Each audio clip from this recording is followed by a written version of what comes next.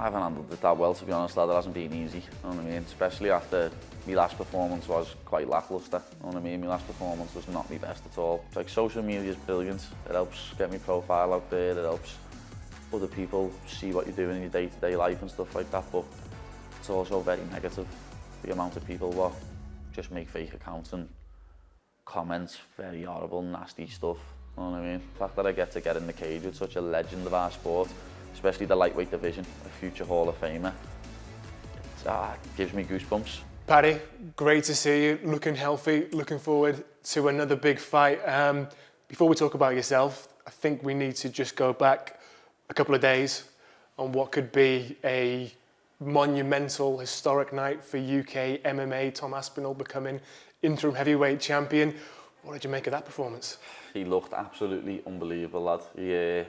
He stepped up to the plate majorly, you know what I mean? 2 weeks notice, come in and knocking a knockout artist like Sergey Pavlovich out like that in 1 minute and 10 seconds. Unbelievable, lad. Before the fight, how did you think it was going to go and how did that pair I up said to Tom was going to win, like, but I'll be honest, I thought he was going to take him down, submit him. Yeah. I thought, like, after seeing what Overeem done to Pavlovich a few fights ago, took him down ground and pound, I thought Tom would do the same, but Tom's just too fast for these heavyweights, lad. Like that 1-2 and then hook backhand was just boom, boom, boom, boom. And heavyweights don't move that fast and he moves like a middleweight. It's a debate that started a few months ago, and I think when it started, people were very dismissive of it. But after seeing that at the weekend, how do you think Tom would get on against John Jones if they ever met? For me personally, John Jones is the GOAT, you know what I mean? He's the best of all time. But if anyone's going to give him a fight, it's Tom Aspinall, you know what I mean? He's got the speed, he's got the jiu-jitsu, he's got the power, but I don't think Jones will fight him. No? No, I think he's going to avoid that fight. He'll come back and defend his heavyweight title against Miocic and then he'll call it a day. Does seeing where Tom has got to, he's come through, you know, a similar path as yourself through the Cage Warriors into the UFC, does it inspire you, seeing what he's gone on to achieve? Yeah, of course. You know, seeing him, Leon, Bisbee, you know what I mean? They're the people that you want to live up to now, obviously. And I know I've seen people online already, oh, he's not the heavyweight champ yet, he's the interim champ. Well, he's going to be the heavyweight champ, you know what I mean? He might only have the interim belt for now, but we all know that he is going to become heavyweight champion of the world. Good words, good words. Let's talk about you, man. Back with a fight coming up, let's be honest, this sport, life in general, it's more fun when Paddy Pimblett's about, isn't it? I like to think so. I like to think it's more entertaining, it's more fun when I'm about. So, yeah, I'm back and I'm back with a bang. Last time we spoke to you, you said you'd be lucky to fight this year. You thought it was going to be 2024 when you came back. I presume that means the recovery and the rehab's gone as well as it can be, right? It went better than expected, to be honest, because I got surgery, I think it was like the 6th or 7th of March. And I was in a boot and on crutches for like 10 weeks, something like that, 8 to 10 weeks. I went on my stag do with a boot on my foot and all that to Ibiza, you know what I mean? So, luckily enough, when I got home, my wedding was 3 weeks later. I got the boot off like a week before my wedding. So, I've been back in the gym since June, working around it, training, doing what I can, and then since like July, I've just been in the gym every day, training, getting back in sparring, getting my foot better. Obviously, every now and then, the first couple of months, I was hurting my ankle training and I had to rest a little bit, but now I'm kicking people in the face again with my right foot and it doesn't hurt. So it's pretty much 11 months to the day since we last saw you in action. How have you handled the enforced break that you've had here? I haven't handled it that well, to be honest, lad. It hasn't been easy, you know what I mean? Especially after my last performance was quite lacklustre, you know what I mean? My last performance was not my best at all. As I say, I injured my foot in like the first 2 minutes or something, the first minute off a kick, and I couldn't push off my foot properly, I couldn't throw it properly, it felt wrong. I was just happy I got through the fight, you know what I mean? And then when I won the fight, it was like even better. But then, as I say, in this sport, we only get judged on our last performance, lad, and it doesn't matter that my first 3 UFC fights, I got finishes within the first 2 rounds. People just judge me on my last performance, and the amount of times I've been told I lost that fight, even though the only people that matter scored it for me, the 3 judges, like, it's mad. The last year has been quite hard, to be honest, lad. the amount of people that have just been giving me hell on socials and online and stuff like that, know what I mean? I've even been getting told by people to take my own life and stuff like that, so it's rough, but you get on with it, lads. You've got to take the bad with the good. That's just the way it is. MMA fans are fickle. When I beat Tony Ferguson, lad, everyone will jump back on the bandwagon. I was the low-hanging fruit that it was easy to jump on the hate bandwagon at the time, so everyone did it. But as I say, we'll see in a few weeks when Tony gets finished. You've had such a positive impact, I think, in terms of encouraging men particularly to have open conversations about how they're dealing with their mental health. So let's have it. Let's have that open conversation. How have you dealt with the effects of the sort of backlash you've been getting, and also this enforced inactivity where you haven't been able to, do what you love to do, what you do best? Like even going into my last fight was tough, lad, because I've done interviews and stuff that week, and I told everyone about this content creator's true colours, and I got a crazy backlash off it. You know what I mean? And even fight week last time was hard, lad. I set up a foundation, fight week, and I put it on my Instagram, and people weren't even commenting on the foundation. They were commenting on the fact that I'd exposed a content creator for being the way he is. Lad, it's just mad, know what I mean? Like, I can't say anything without people jumping on it. Even fight, like my last fight week was hard because of that. I had people commenting all madness on all my stuff. It helped me social media, like my engagement went through the roof, you know what I mean? It helped me social media, but obviously all the nasty comments get to you, you know what I mean? Especially when, you've got to try and not let them get to you, but when I'm trying to be like a mental health advocate and telling people to speak out and talk about things, and then I've got people commenting on my post saying I should kill yourself, it's a bit heavy, innit? Yeah. Have you had to change your relationship with social media? Yeah, I don't sign into my social media anymore. Do you not? I have other people running it. I send them what to put up. I can't be signing into it anymore. I'm a Scouser lad. I can't help but comment back to people and say who you're talking to. I will slap your face. You know what I mean? So and I can't say stuff like that anymore. So I just have to take a step back from social media. It's a shame, isn't it? It is, because I wish I like commenting to people and saying thank you for nice comments and stuff like that, but it's just how toxic it is. You know what I mean? It's like social media is brilliant. It helps get my profile out there. It helps other people see what you're doing in your day-to-day life and stuff like that, but it's also very negative. The amount of people what just make fake accounts and comments very horrible, nasty stuff.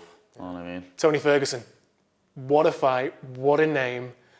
How did this come about? It just happened.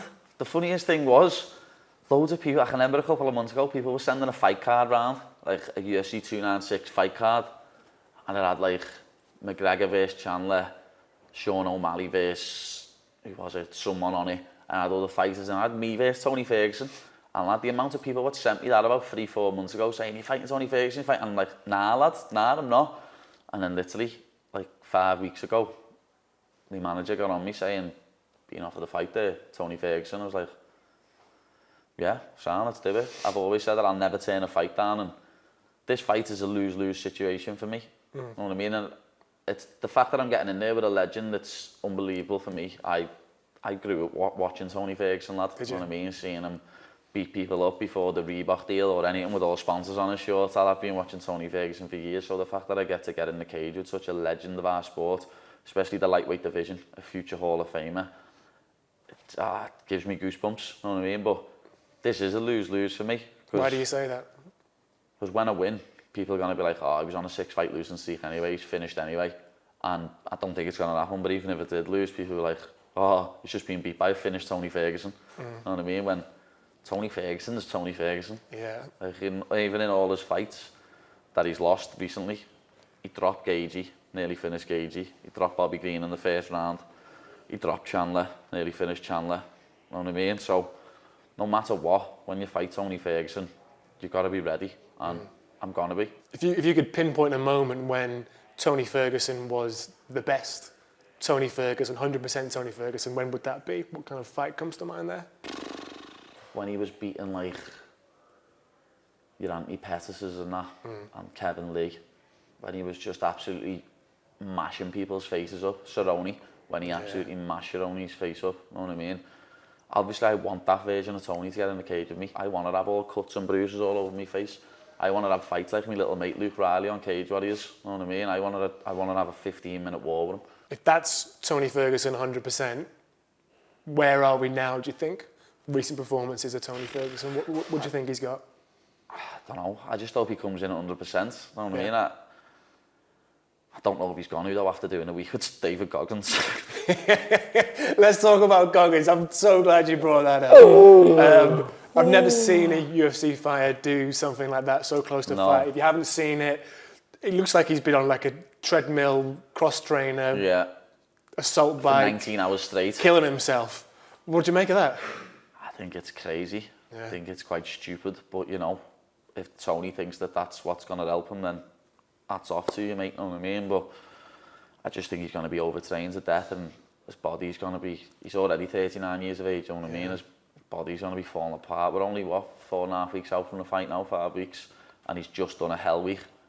Like, Tony's mental strength's always been his best thing, and his cardio, he's never struggled with his cardio. And them two things that he's doing are for cardio and mental strength, so I just don't understand why he's doing it, you know what I mean? You a fan of Goggins? Yeah, I like some of his motivational stuff and that, like, but... Who's going to carry the boats? Lad, when I finish Tony, I'm going to have to shout that, aren't I? Who's going to carry the boats, boy? Who's going to carry the boats? Oh, yeah, I might have to shout that. One of my little mates, Geordie, little pug, said to me, lad, you're going to have to shout that once you finish him, you know. But I swear, I like that video, he keeps putting videos up, being sick. Yeah. That's not a good thing. Walking up a treadmill. Yeah. It's like, how long have you been doing that And then Goggins is like, don't touch the sides, boy. Get your hands off. Just legs. The best thing about the videos are they're in like a commercial gym, so there's just some like woman in the background on the cross train. And then the other one where he was doing lunges, like Tony looks like he's about to fall over and collapse. Yeah. You know what I mean? And Goggins is just talking at the camera. It's like, that's fine when you get some, like, my S&C coach Paul Reed, he is the man. You know what I mean? Everything I do when it comes to weight, like lifting and stuff like that, is scientifically proven. You know what I mean? Everything I do, we do it for a reason. Whatever he's doing there is just, oh my God, I don't even know. I can't even like put a finger on it. It's just, I hope he's not overtrained and his body's not finished by the time he gets in the cage with him, because I don't want to hurt him. In your mind, how do you see this fight going? I see this fight going like I see every fight going. I see myself finishing him. You know what I mean? I don't come into any fight wanting to go to decision, especially after my last one. You know what I mean? I won and everyone's saying I lost, so I don't ever want to go to decision ever again. Does that still annoy you? Yeah. Does it really? Yeah. It still annoys me, but at the same time it doesn't, because the only people that matter are them 3 judges sitting cage side, and them 3 judges said I won. You know what I mean? But as I say, if I wouldn't have exposed the content creator fight week last time, I wouldn't have had this many people calling it a robbery. It's just because that content creator come out and said it was a robbery, everyone jumped on the bandwagon. Right. I was the easy, low-hanging fruit to jump on and hate, so everyone did it. Let's say this goes your way, we move on, we look ahead to an exciting 2024. One comment from Dana White at the weekend was saying another pay-per-view in the UK now makes sense with 2 champions. If we're going to build a card that could fill Wembley Stadium, obviously you're going to be on it. What are the other fights you'd like to see? What do you think could fill that Wembley Stadium for us? Well, if we're going to go Aspinall, of course, it's going to be Aspinall versus Cyril Gane. Cyril Gane, okay. He's the #1 contender. And then I think Miocic is going to fight Jones. Obviously, Leon's going to absolutely mufti Colby. You reckon? Yeah, Leon's going to beat him up, lad. He's just beat Usman twice, lad. I know MMA maths doesn't work, but he's just beat Usman twice, he beat Colby twice. But Usman, in the third fight, Usman couldn't get Leon down. You know what I mean? He couldn't take him down. So I don't think Colby's going to be able to. I think Leon's going to absolutely beat him up. So who are we sticking Leon in with? That's what I'm thinking. Who else is there at welterweight? Who's the other up-and-coming welterweights? Shavkat. Oh yeah, if Shavkat beats Wonderboy, could be Shavkat. Yeah, could be Shavkat, yeah. Ian Gary's making Shavkat, Leon, he'll thank you for that. Yeah, nah, Ian Gary doesn't deserve a title shot, lad, come on. You know what I mean? And Leon's already knocked him out in training, so we don't need to know about that. Was that what you've heard? Yeah, that's what I've heard, like. Knocked out? Yeah. Leon Shavkat, Cyril Gane, Pimblett. to be honest, I would have said Matt Frivola if he didn't get his ass knocked out the weekend. Know what I mean? But man got put a kip, didn't he? See a bit of Saint-Denis? Yeah, that'd be because it's England versus France as well, innit? Yeah. Know what I mean? Or Bobby Green, he's chatted a bit of pony about me in the past. Beat him up. I also seen Jared talking about me again the other day as well, so that would be a good little build-up to a rematch. Even though I don't dislike Jared, know what I mean? Jared's a nice fella, Jared Gordon, and he got a nice knockout the weekend, which I was happy for him, know what I mean? But he still goes on like he won that fight, even though I have watched the fight back several times, lad. You are itching to fight someone, aren't you? Yeah, I just, lad, I'm dying to punch someone's face in, you know, lad. I'm dying to punch someone in the face. But I don't even want to hit Tony in the head that many times, lad. All right, not long to go. Yeah. We look forward to it, man. Not long to go at all.